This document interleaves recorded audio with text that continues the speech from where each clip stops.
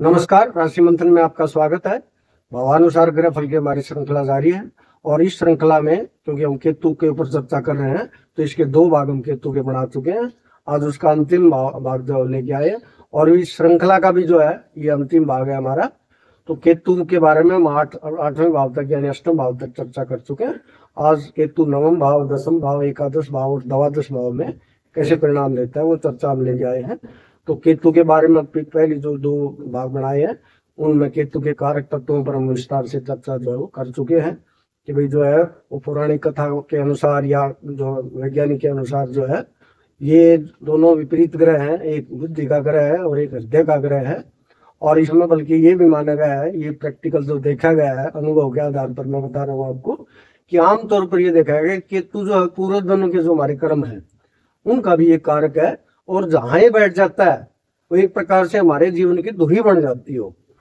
यानी केतु जहां बैठा है वो धुरी, उसके सामने जो राहु बैठा है, यानी हमारा सारा का सारा जीवन उसी धुरी के ऊपर घूमता रहता है। क्योंकि ये माना जाता है पिछले जन्म में हम वहां से कुछ न कुछ जो है वो पेंडिंग कर्मा जो है, लंबित कर्म जिसको हम कह सकते हैं, वो लेके आए हैं, उसको आपने भुगतान करना पड़ता है।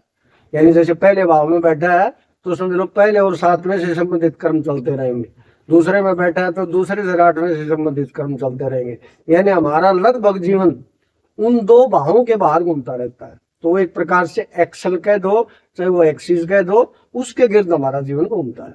और बाकी कारक तत्व मैंने बताया कि हम पहले चर्चा कर चुके हैं। अब हम आते हैं भाव लेके कि यदि केतु 9वें भाव में बैठे हो तो क्या परिणाम देगा।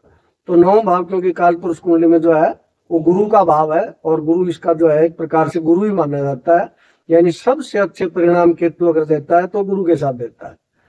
यानी गुरु ज्ञान है और ज्ञान से भी ऊपर वो मोक्ष है।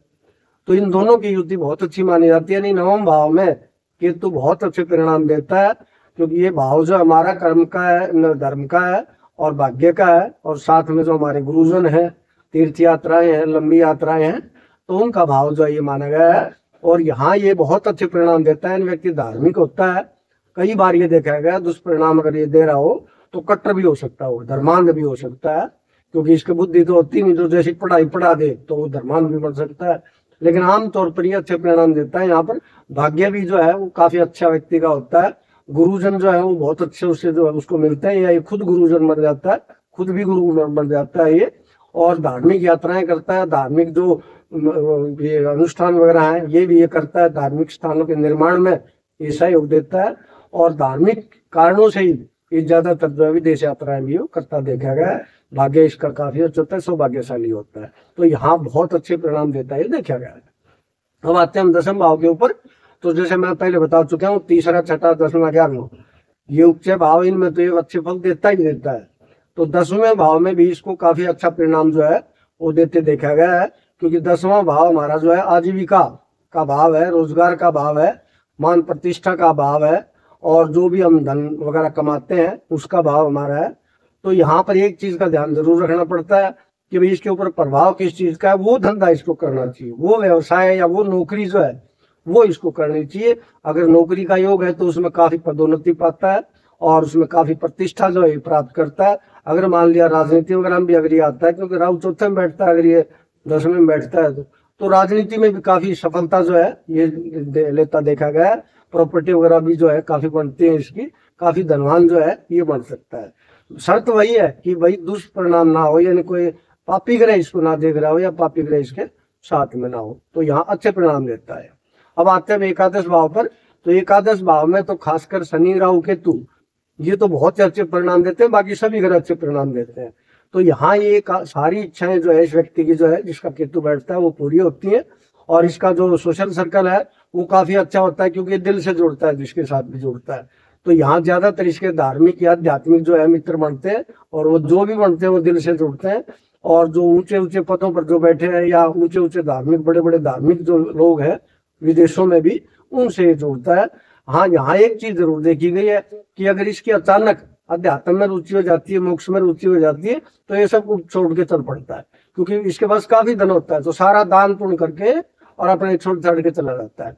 यहाँ ये चीज थोड़ी भौतिक दृष्टि से ये थोड़ी मानी जाती है कि भाई ये गलत होती है, लेकिन अगर आध्यात्मिक दृष्टि से देखें तो बहुत अच्छी बात है कि वो सब कुछ दान करके जो है वो घर बार छोड़ के वो चला जाता है। तो यहाँ मोटे तौर पर देखा जाए, नैतिक दृष्टि से देखा जाए तो काफी अच्छे परिणाम ही देता है। अब आते हैं हम द्वादश भाव पर।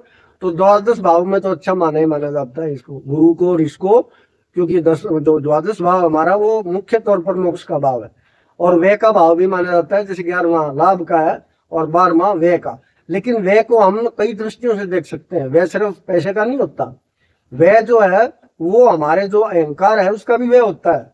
यानी हम जो भी कुछ कमा रखा है या जो भी कुछ नाम कमा रखा है, जो अहंकार हमने खड़ा कर रखा है, उस सब का व्यय, यानी उसको खर्च कर देना, उसको छोड़ देना, उसको त्याग देना, डिटैच हो जाना, अनासक्त हो जाना, वैराग्य जो है वो ले लेना, तो वो भी चीजें इसके अंतर्गत आती हैं। तो यहाँ केतु जो है वो गुरु से भी ऊपर चला जाता है, यानी गुरु तो ज्ञान तक सीमित है और ज्ञानी व्यक्ति भी अहंकारी हो सकता है, लेकिन जो अहंकार से भी मुक्त कर दे वो केतु होता है।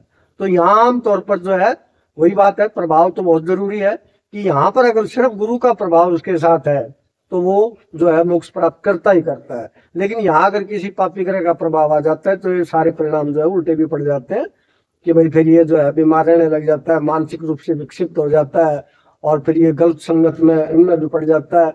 तो फिर उसके बाद फिर सारा सिस्टम जो है इसका डगमगा जाता है, और फिर ये जो आइसोलेशन में चला जाता है, या कोई पागल खाने में चला जाता है, या बीमार होकर हॉस्पिटल में चला जाता है, या कोई बुरे कर्म करके जेल में चला जाता है। तो यहाँ भी सबसे जरूरी है प्रभाव देखना, और यहाँ तो निश्चित तौर से इसको गुरु का जो है वो प्रभाव चाहिए अगर सफलता हासिल करनी है, और भौतिक सफलता करनी है तो विदेश में इसको चले जाना चाहिए। तो मोटे तौर पर ये जो है हमारे जो है केतु का परिणाम, तो मोटे तौर पर ये जो द्वादश भाव में मिश्रित परिणाम है इसको मानेंगे। तो इसके साथ हमारा जो केतु है इसकी चर्चा और हमारे सभी ग्रहों की जो है भावानुसार ग्रहफल की चर्चा समाप्त होती है। आगे जो हम ग्रहों की युति लेके आएंगे, यानी दो ग्रह जो इकट्ठे हैं कौन कौन से और उनके क्या परिणाम होंगे, तो वो चर्चा हम लेके आएंगे। नमस्कार।